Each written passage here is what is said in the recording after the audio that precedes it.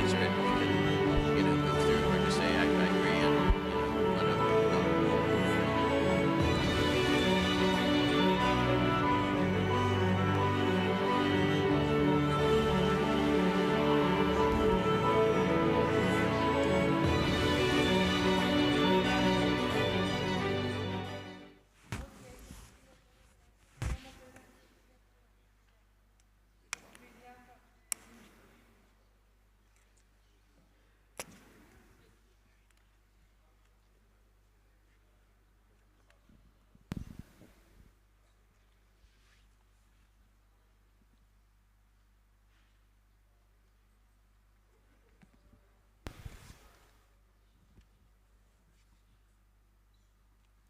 Okay, welcome. Thank you all for making the long trip down to this auditorium.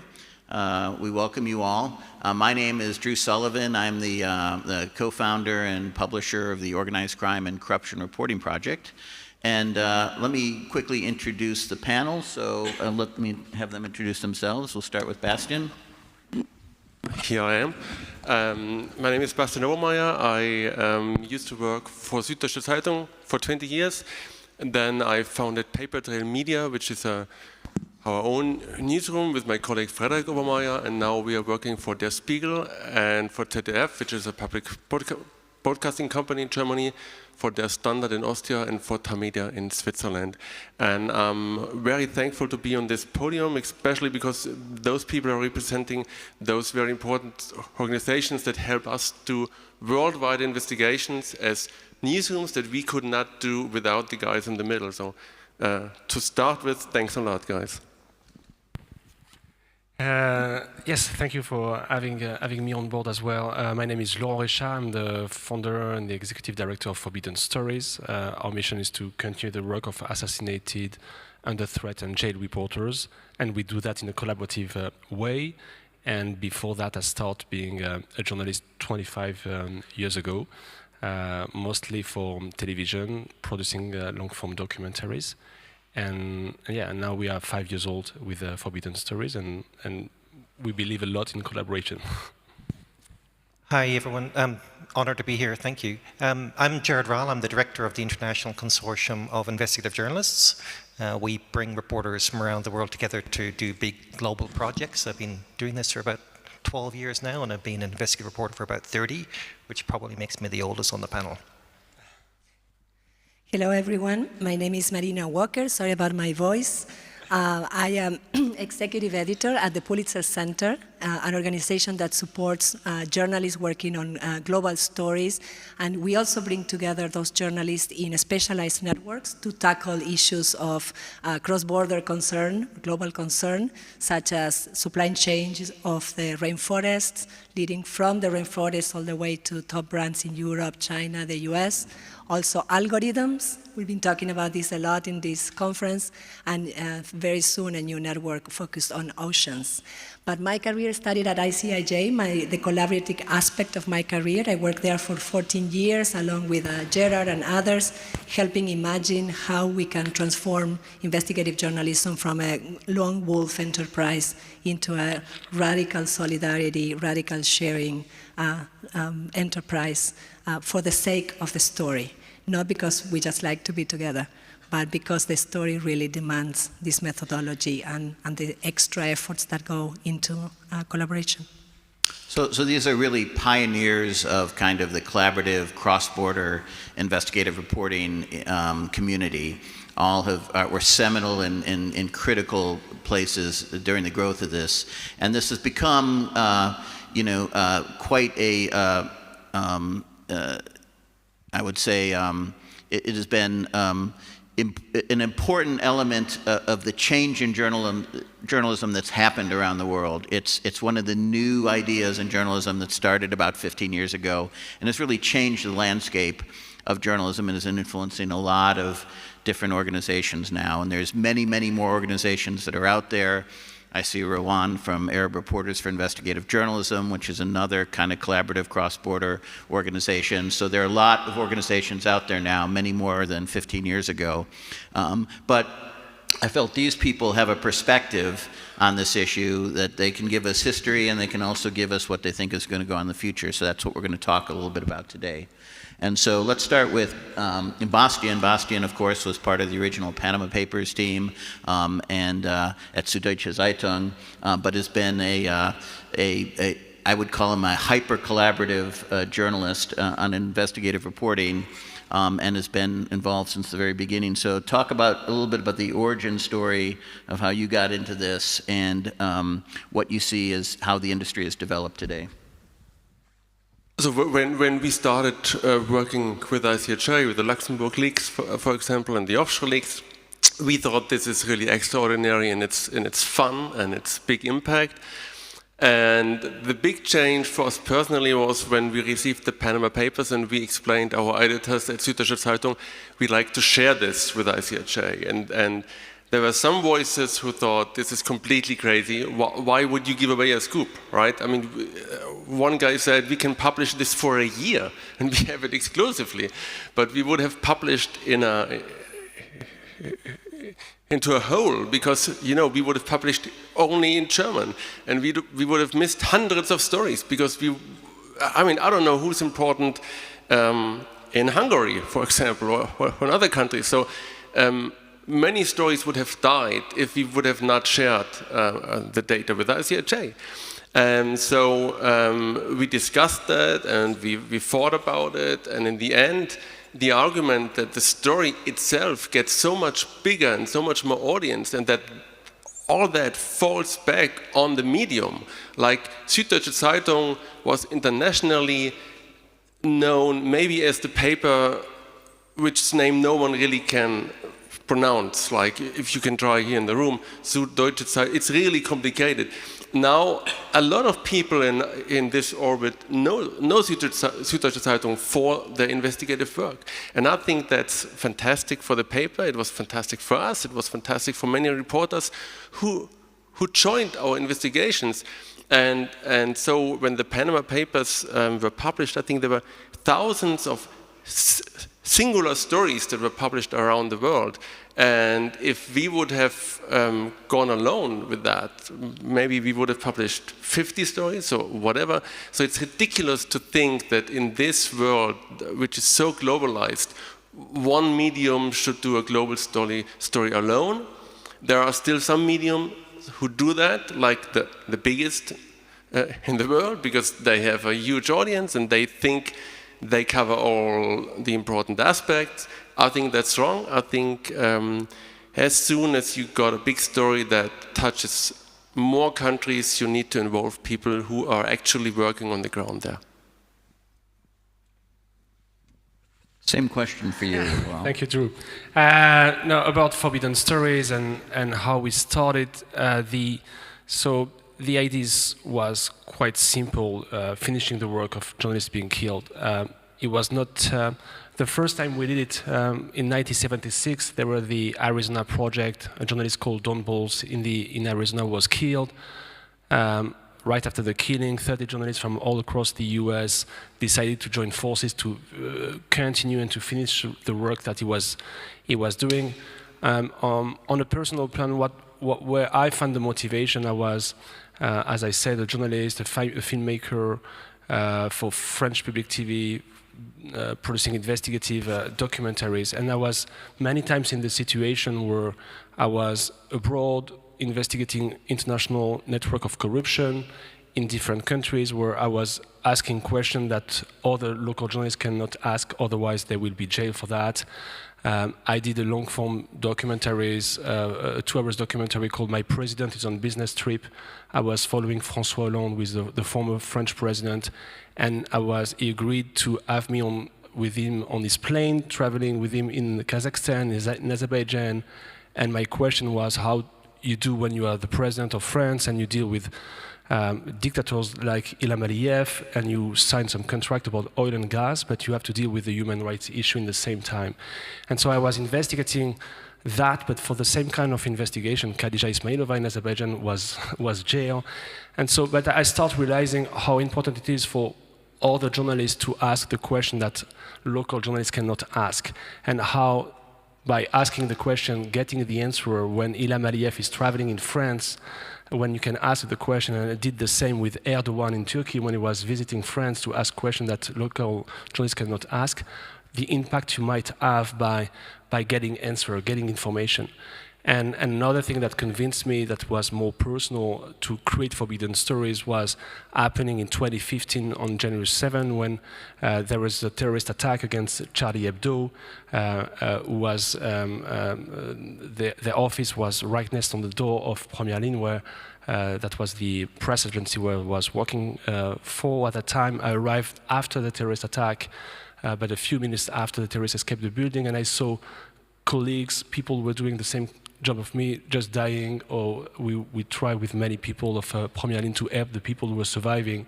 But that event that was so dramatic, that was so, a traumatic experience was, I was in the few weeks after that trying to answer this question, what I can do as a journalist after that, but as a journalist.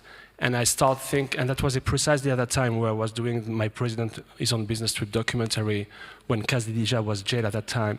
And I was also very inspired by an OCCRP project called the Khadija Project as well. So all of that gave me the motivation to think about creating an organization where the mission will be very unique, very focused on continuing the work of others who have been silenced. And then, the collaborative model is a perfect model for that. Why? Because collaboration brings protection. Doesn't make sense to kill reporters when you have 100 reporters working on that. You are unstoppable. So and journalists are killed for the story they just publish or they will publish. So that's how I think we are. So we have a different approach from other organizations like CPJ or Reporters Without Borders, who are doing so vital and so important work, but we have a journalistic approach where we can defeat impunity by using journalism to defend journalism. And if we ensure the survival of the information, we can then protect the journalist. And so this is why the collaborative model is so important. More protection, more resources, more value for the readers, because we are able to fact check any single sentence, and more impact. We can create a conversation. And the conversation we want to create is about the connection about every morning or every week we wake up in the morning and we listen to the radio show learning about the killing of a new killing in Mexico of a journalist. And we start to be used to that kind of metrics. It became some kind of, in a way, some kind of metrics.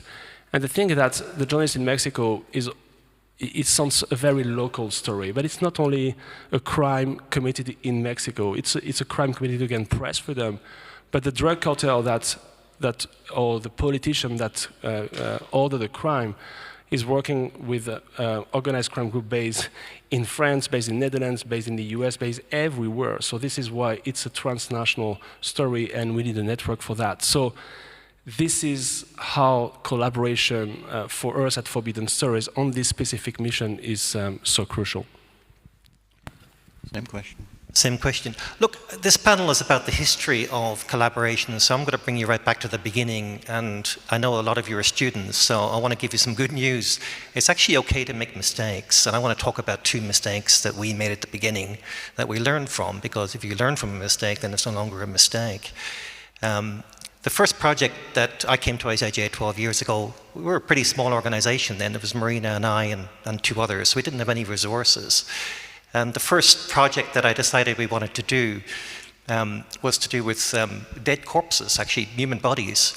I had become fascinated by the fact that there were companies on Wall Street that made all their money basically by recycling human bodies.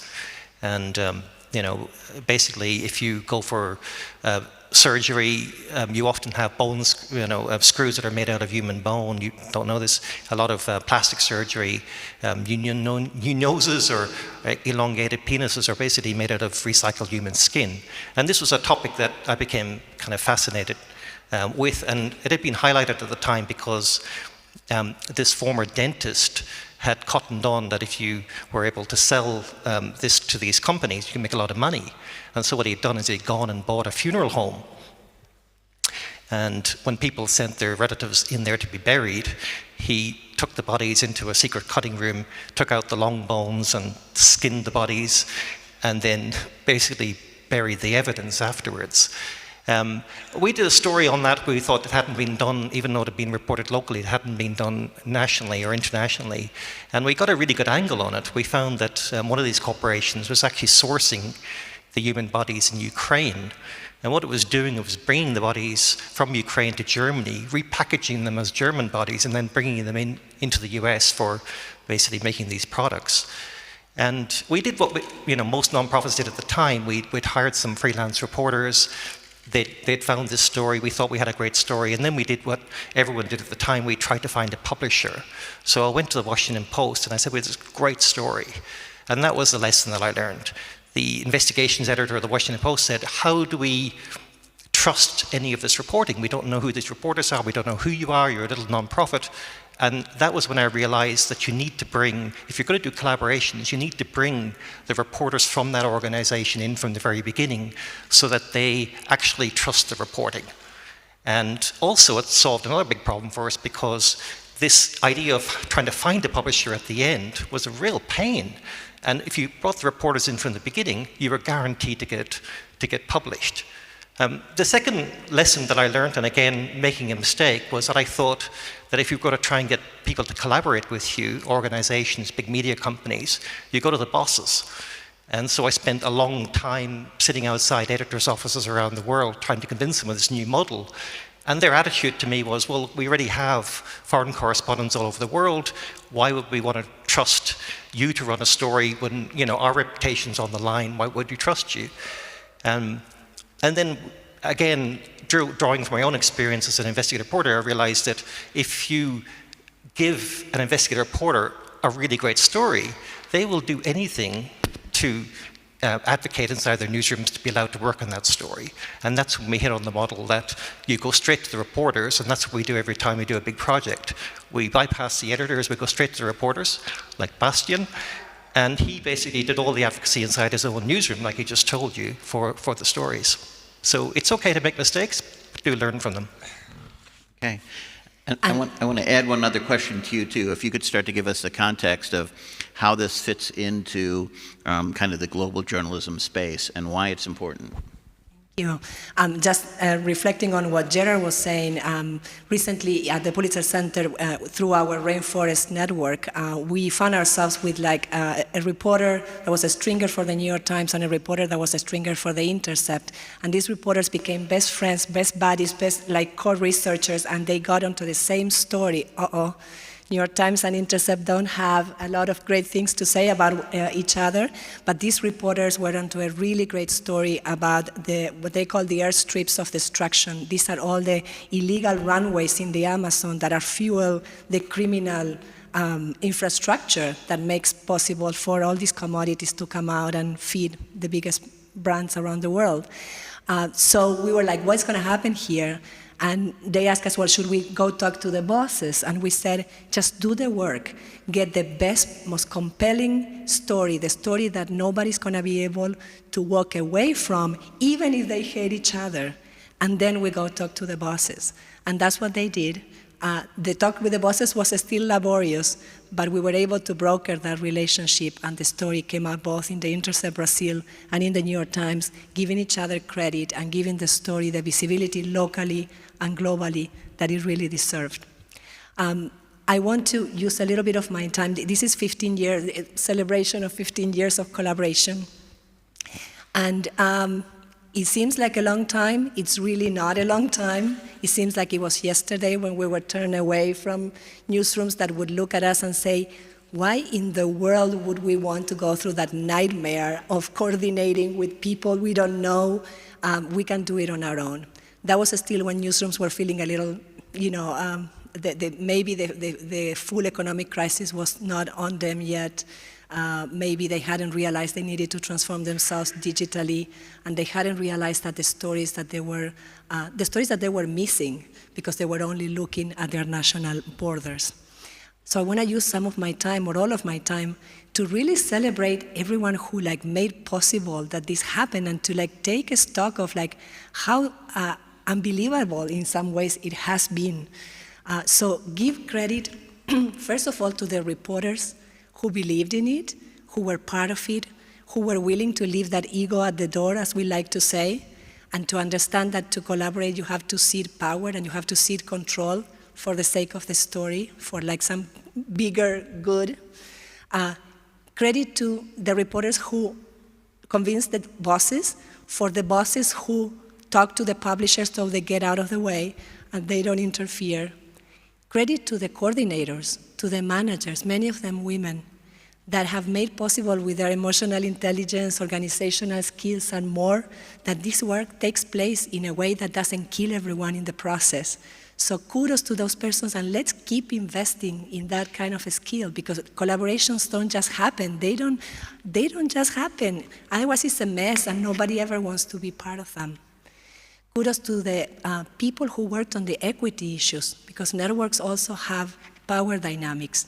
I see one here, Will Fitzgibbon, who makes sure that we didn't leave behind an entire region of the world, West Africa, that those journalists whose language we don't understand often, whose culture we don't understand, were part of these efforts, and not just by inviting them, that's not enough, but by making sure often with his own time and his own efforts that they were fully brought on board, that they had the training, that they had the capacity, that everything that they needed, even financial resources at times, so they can be fully part and succeed in the investigation.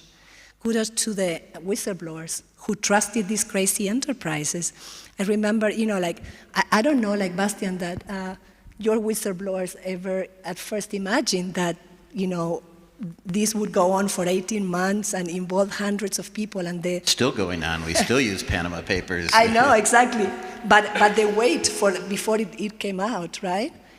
So kudos to them for trusting the model, which I believe is very efficient for them. So a lot more to do. I think in the context of global journalism, it's just like an essential aspect of the work we do. It has redefined also who gets to be an investigative reporter, which used to be such a restrictive and exclusive thing, right? You had to work for 20 years at a newspaper and show a lot of potential in order to be named an investigative reporter. And now, these networks are amazing equalizers that allow people who are hungry for the story, who show the skills, who show the collaborative, intention and attitude to be part of stories that really can change the world. So I'm moderator, but I also have to represent OCCRP here at the table. So OCCRP was founded in about 2006. And at the time, the old ICIJ 1.0 had shut down, and there was really nobody doing collaborative work around the world. And we started actually, we didn't start as an organization. We started because Paul Radu and I needed LexisNexis. So we started a company that could hire LexisNexis and then give it to each of us so we didn't have to pay so much money. And we realized, wow, that's really convenient, so we bought our insurance through that company, and then we started doing everything that neither of us could afford through that company, and we applied for a grant from the UN called the Organized Crime and Corruption Reporting Project, and we never even named our organization. It just... That project name of the grant became the name of the organization because we'd referred to it as that OCCRP money. And that actually, it's just been an organic growing thing, and it was just incredibly useful. And the tool was finding local reporters. Back then, Eastern European reporters, where we started, had a name. They were called stringers, or they were called fixers. Which was quite insulting to these amazing investigative reporters who knew more about their country than any other journalist. And what we wanted to do is bring them together, unlock them, and to give them the resources they needed to do great work. And many of them have worked on the projects from these partners on some of the great projects. They're truly amazing journalists, but they get forgotten in the Western journalism mindset. And so OCCRP really has defined itself now as an organization that builds kind of a collaborative cross-border working space. We provide tools, we provide funds, we provide expertise, we provide security, we provide data tools, we provide all the things that you need as a small organization to basically do a global project if you have a great idea. And so a lot of the stories are bottom-up as opposed to other organizations, and we spend a lot of time helping these organizations, curing, sustaining. Many of the organizations in the OCCRP network were started by us from journalists who worked on collaborative stories and then wanted to start a center themselves. Anushka Delic in the front row here with Slovenia. She's one of them. You know, iStories, we were the first fiscal sponsor of the Russian organization. And so we helped really provide the money and the resources to get a lot of these organizations started. And so that's really what OCCRP sees its mission on. And the collaborative cross-border space has allowed cheaper, better, faster stories. It's allowed journalists in other countries to find expertise and to find depth and context that they could never get from doing it remotely. The concept of the foreign correspondent is in many ways dead. We don't need them anymore. We have those great journalists out there. People just need to connect to that network and use them. But we face a lot of problems going forward, and there's a lot of challenges in this industry. So, Bastian, talk about the future, where you think things are going, and the challenges and opportunities we might have, and then we'll open this up for the audience, so try to keep it a little bit brief. Okay.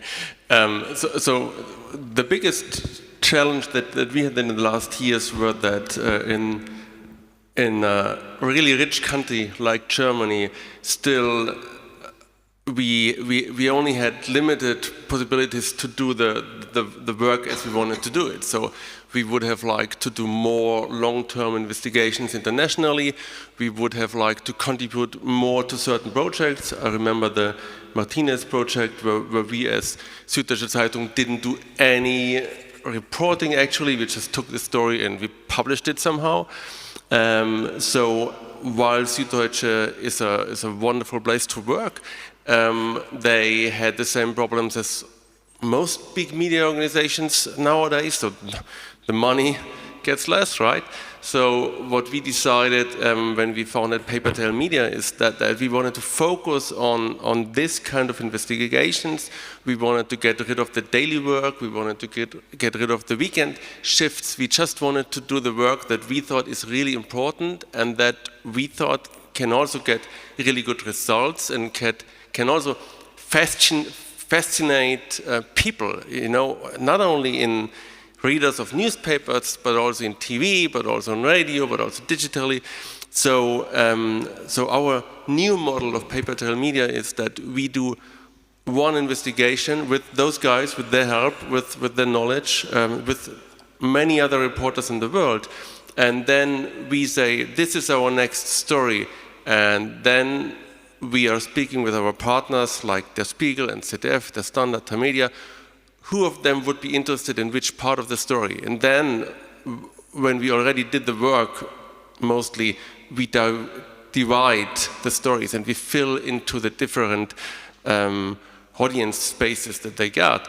And we think this is a model, we hope, we'll see actually, we started a year ago, we hope this is a model where you can still have those long-term investigations without having to cut away too much for daily stuff that, you know, newspapers have to do.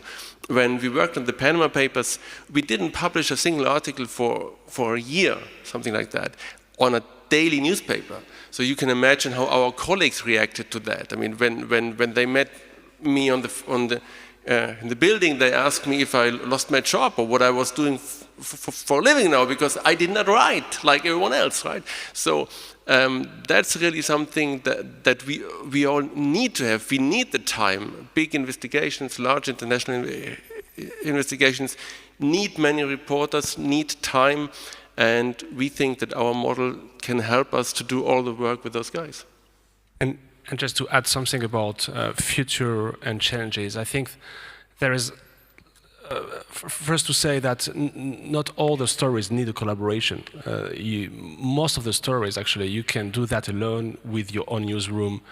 And so the then the question about when do I need a collaboration, when do I need to add one partner or 100 partners or 300 partners, it depends on many factors. When it's about a leak that is speaking for all the humanity, for all the world, because it's about tax avoidance, because it's about criminal activities, when it's about a dangerous topic that you need to team up to bring protection, when it's about the expertise that you don't have.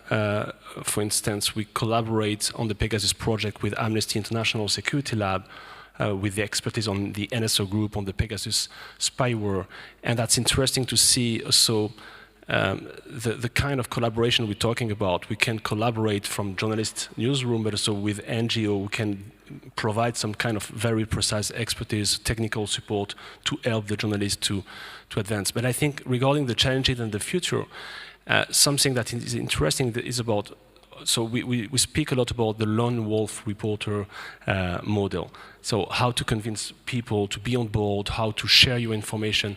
There is a question about the responsibility of school of journalism in that. I think we really need much more school of journalism. We can really teach collaborative journalism as a real thing from the very beginning, and I think that's important. We need as well, of course, to convince on news organization to be part of that and to see sometimes the challenge that we do have at Forbidden Stories is to identify the potential national connection with a partner. And sometimes you don't need a national connection because the story is so powerful that you should be part of that. So there is also a question of transforming the culture of why you are on board on such a collaborative project, why the story matters, whether or not you have a national connection. And of course, there is a question of the funding and the support and the investment that what is the best business model for that? Most of us relies on grants, on philanthropic, and those kind of collaboration, the key of the success of that is the time you can have to that, the security assessment. In our case, all the investigations we are doing are very dangerous. One journalist has been killed, the killer is still free, and the investigation will be dangerous. So the risk assessment part is very key as well. So that's some of the points I think are very important to discuss for the future.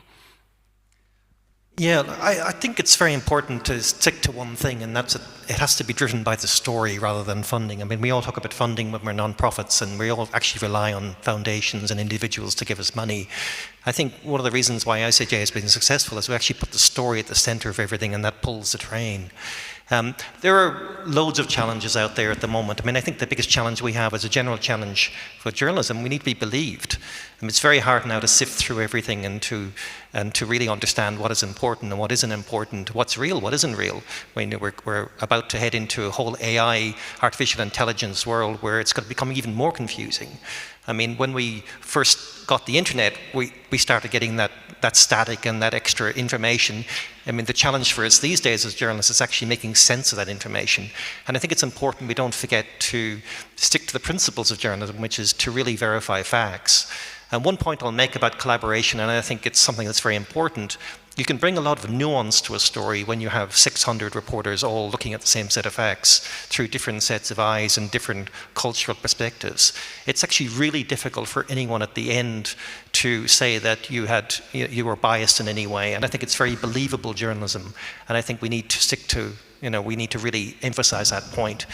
But to your point, not every story requires a collaboration, and I think the biggest danger here is that we're doing too many collaborations on the stories that don't need it, and newsrooms will eventually get tired of the stories not having the kind of impact that Panama Papers had, or Paradise Papers, or Pandora Papers, or implant files, and they start getting tired. To go back to what I was talking about at the beginning, why do we need the collaboration? And they'll go, they basically shrink inside their newsrooms again and decide that they're going to do it themselves. I think one of the issues that we have is like I wouldn't say that it's a saturation of collaboration or networks, because in my view, the more the merrier. But maybe we have more collaborative stories, initiatives, and networks than journalists out there that are willing or have the skills to join. And so we all tend to go to the same people, right? And so in some way there's a little bit of a clique. And so the challenge is like, how do we continue to expand this methodology, whether it's from university, whether it's in different ways, so we can include beat reporters, we can include younger reporters, we can include students from the beginning, of their careers. And also, that also solves the problem that journalists faced. I was talking to some colleagues here at the conference, and they feel we have this FOMO, fear of missing out. We feel like if we say no to a collaboration, we might not be called again. Or what if we miss, if this one is the one that is going to win the big prize or get the real bad guys?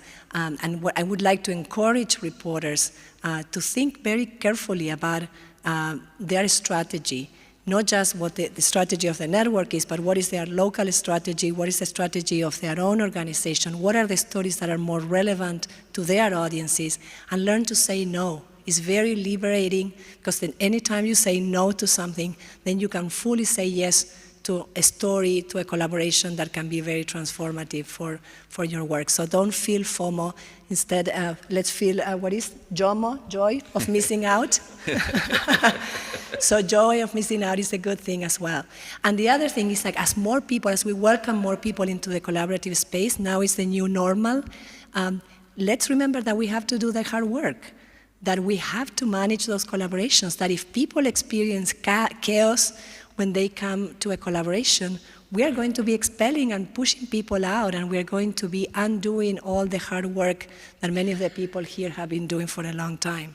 So invest in coordination, invest in communication, and be very careful about picking your partners. There's also a joy of saying no to certain partners that maybe were not made for being in a team. And there are some wonderful journalists that have come to us. I remember one French journalist that one time they said, listen, I love ICIJ, but I also love being a lone wolf, so please let me be a lone wolf. I'll cheer you from my cave.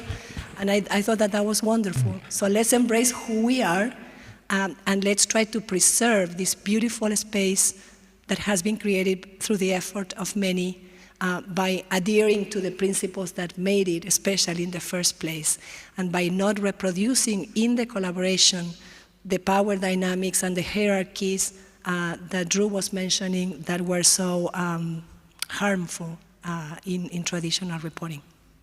Yeah, and I think I have I think this has really changed the way we do journalism in a lot of ways.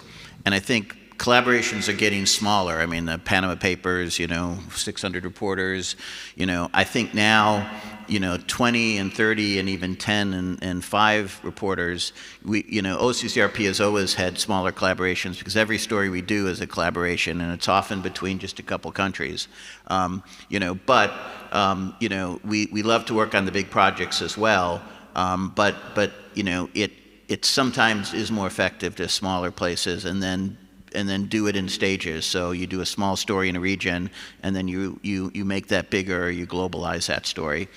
So it really is important, and it's changed the type of people we hire. We actually look for hyper-collaborative reporters. People can communicate very effectively and can work well with others, and no assholes. We just have to eliminate the people that cause problems and issues. But I guess one of my longer-term concerns is that, this works because we have people everywhere. Between the networks that are up here and between the networks sitting in the seats, almost every country on Earth is covered by some network. But increasingly, and that's the strength of collaborative journalism, is to have that expertise in Togo, to have that expertise in Benin, where somebody knows the person at the ministry and can get the records. And that makes us so powerful.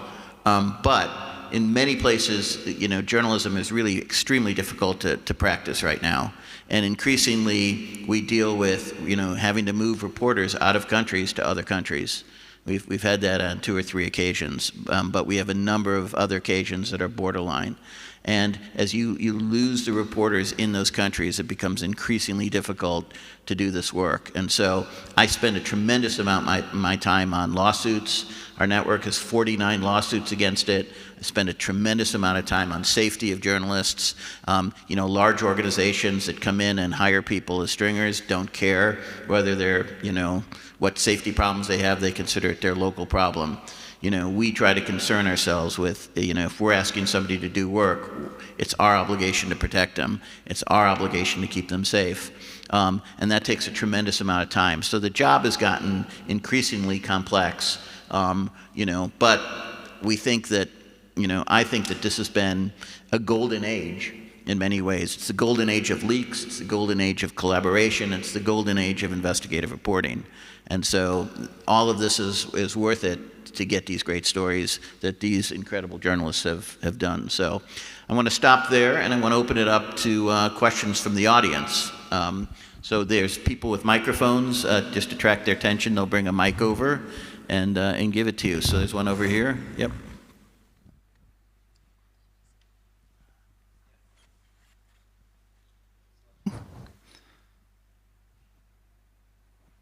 Can you hear me? Yes, you can. Hi, I'm Dominique Thierry. I'm the consultant for an EU-funded program supporting independent journalism. And I'm really humbled by the presence of so distinguished organization there and by the work that is being done in collaborative journalism, in supporting investigative journalism. A question regarding the outreach. Surely collaborative journalism has helped a lot getting the stories out. Researching the stories, finding out the proper journalists to do the work, etc. But what about reaching out to the audiences? We see a lot of fatigue.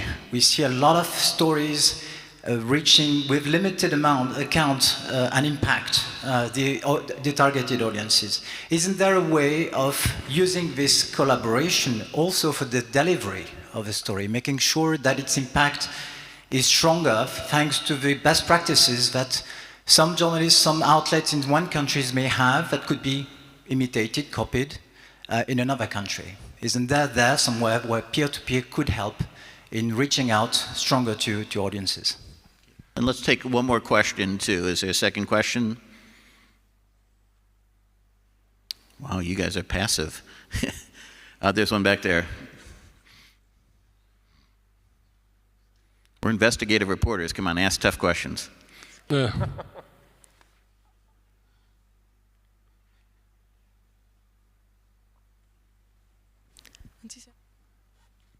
We have a, there we go.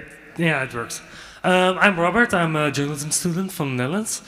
I want to ask, how can we bring journalism schools into collaborations? How can they become a part of this?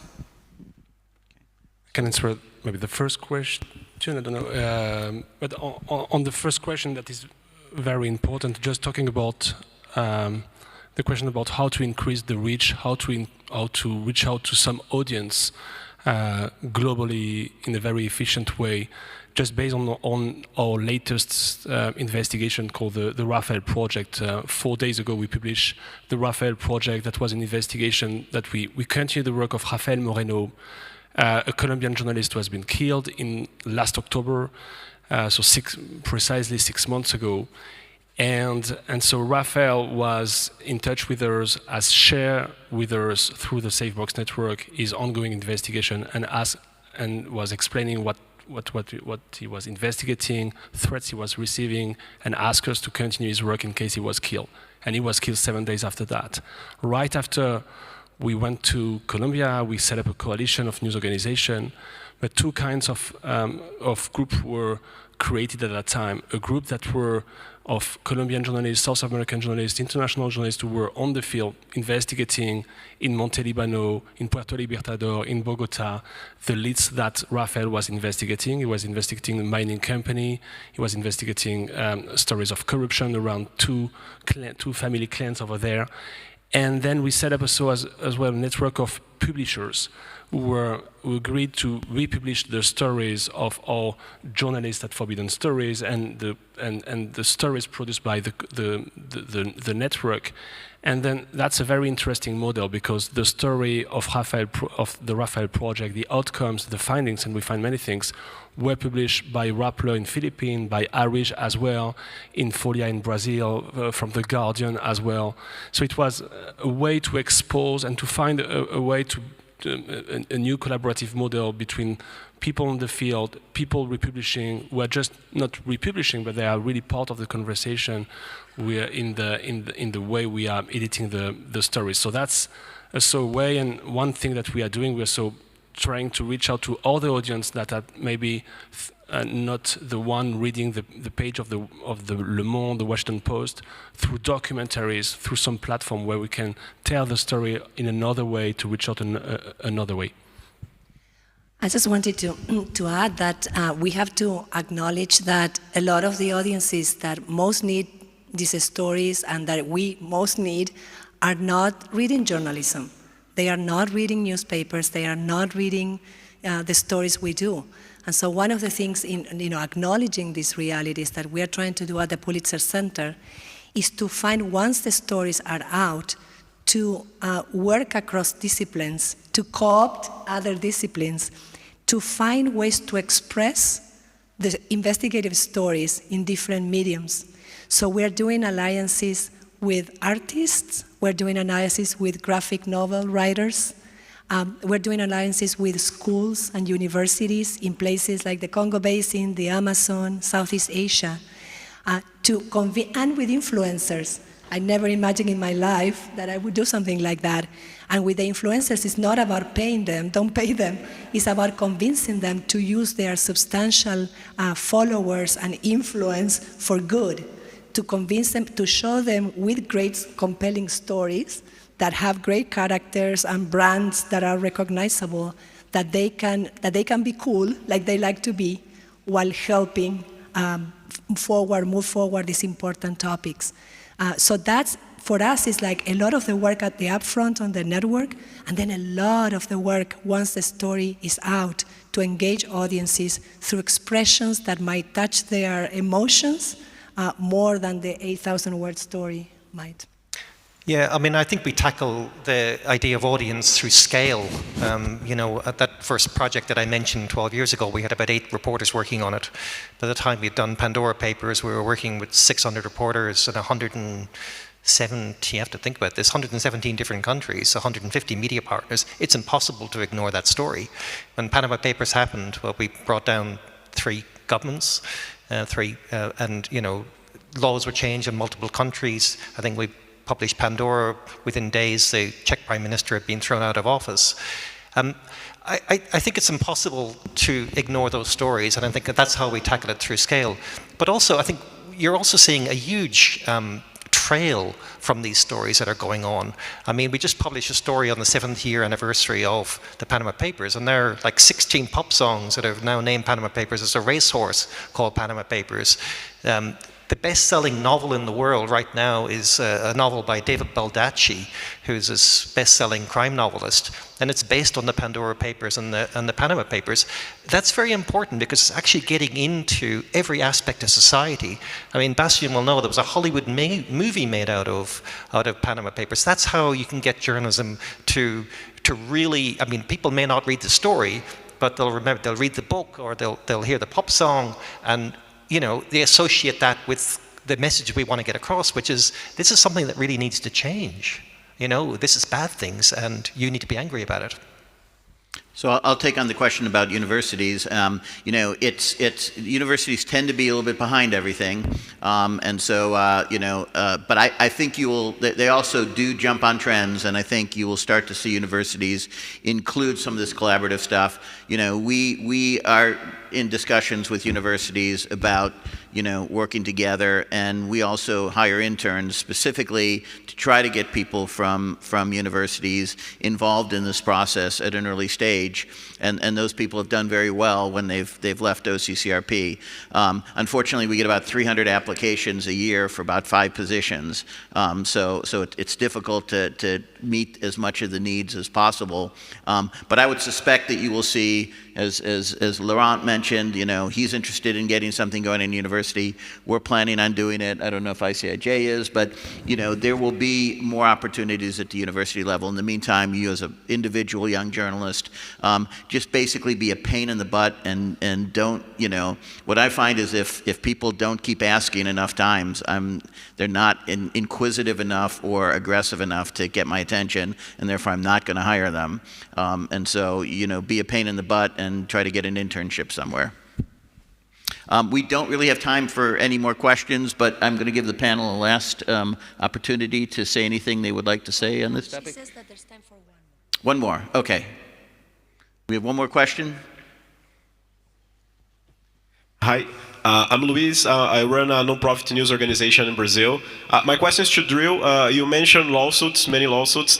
What's your advice for new organizations? If we lose one lawsuit, we are done. So what should we do to avoid that? And what are you doing now? So we're building a thing called Reporter Shield, which will be an insurance company for journalism organizations, for small journalism organizations. And you can get some insurance at a very cheap price, and it will help you to be able to withstand those lawsuits. That's the best thing we've got for now, other than have your stories incredibly well researched, very well fact-checked, and very well lawyered before you send them out, so that if you do get into a lawsuit, that you're going to win it, and then to look for the current programs that are out there from Media Defense and some of the other organizations out there that provide support for lawsuits. But there's too many stories being self-censored right now, because this is an existential question for small news organizations. But hopefully in June 1st, you can apply for Reporter Shield media insurance if you're a small organization. Okay, that's it? Okay, unfortunately we have to stop. Thank you all for coming, and thank this wonderful panel for their amazing contributions and for their discussions today. Thanks, Steve.